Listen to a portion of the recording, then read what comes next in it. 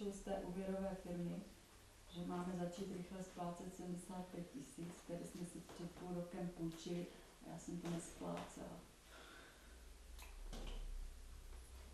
Počkej, ale tam byl odklad splácení.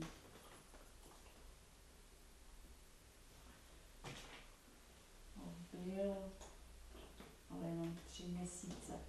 A teď už je to 6.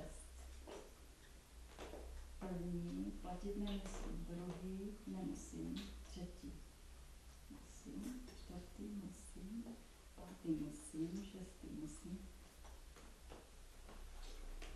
Musím neplatit. Čtvrtý, pátý, šestý.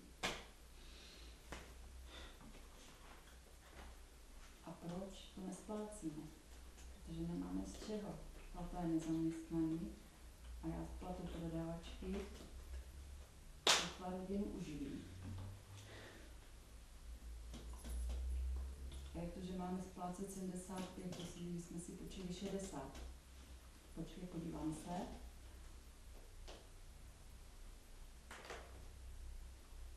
No jo, protože jsou nějaké úroky a hlavně pokuta za nesplácení. Jaká pokuta?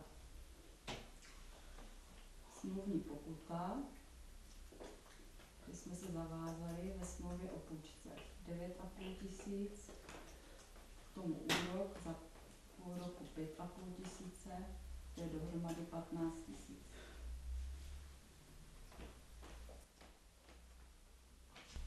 To jsou mrchy. 9 500 pokuta za 3 měsíce zpoždění. Podepsali, já jsem to ani nečetl, 25 strán, že se to má vyznat, pokud tě nikdo nemluvil. No, ale ve smlouvě je napsáno, navíc nám hrozí exekuce. Jak mohou hrozit exekucí za 3 měsíce zpoždění. Je ve smlouvě napsáno, že při prodlení více než 3 měsíce má věřitel právo vymáhat splácení vyšších exekucí.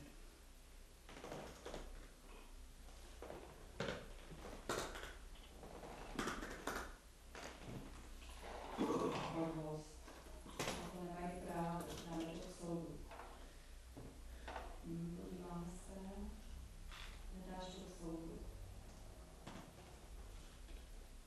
Tady je asi napsáno, že v případné spory rozhoduje rozhodce, kterého jmenuje věřitel. Co to je věřitel? Rozhodce by měl být nezávislý odborník, který by měl rozhodnout případný spor podle práva. Jenže ta úvěrová firma si najme takového rozhodce, který určitě rozhodne v jejich prospěch. Jak to všechno víš? Jsme se učili ve škole. Proč si nám to neřekl? Mohli jsme to řešit dřív. Také jsme se ve škole... Minulý týden. Jo, jsme se to učili minulý týden. Myslím, že si budeme muset půjčit někde jinde, tam, kde nám dají další odklad splácení.